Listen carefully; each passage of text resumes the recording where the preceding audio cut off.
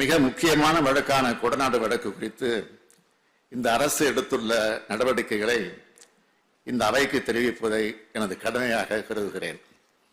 கொடநாடு வழக்கில் இதுவரை 268 சாட்சிகள் விசாரிக்கப்பட்டு எதிரிகள் பயன்படுத்திய 8 செல்போன்கள், 4 சிம் கார்டுகள் கோவை வட்டார தடய அறிவியல் ஆய்வகத்துக்கு அனுப்பி வைக்கப்பட்டது. அவர்களிடமிருந்து 8000 பக்கம் கொண்ட ஆய்வறிக்கை பெறப்பட்டுள்ளது. சம்பவம் நடந்தபோது எதிரிகள் சிலருக்கு வெளிநாட்டு போன் அழைப்புகள் வந்துள்ளது. எனவே அதனை இன்டர்போல் உதவியுடன் விசாரிக்க வேண்டும். மேலும் சிலருக்கு இதில் தொடர்பு இருக்கிறதா என்ற கோணத்திலும் விசாரித்து வருகிறோம். சட்டம் ஒழுங்கை காப்பதில் தமிழ்நாடு அரசு வெற்றிகரமாக செயல்பட்டுள்ளது.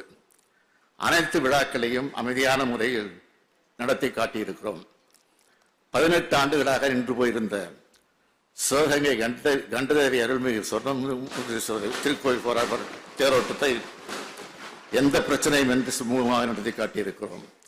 அதற்காக அந்த பகுதி மக்கள் என்னை நேரில் சந்தித்து நன்றி கூறினார்கள்.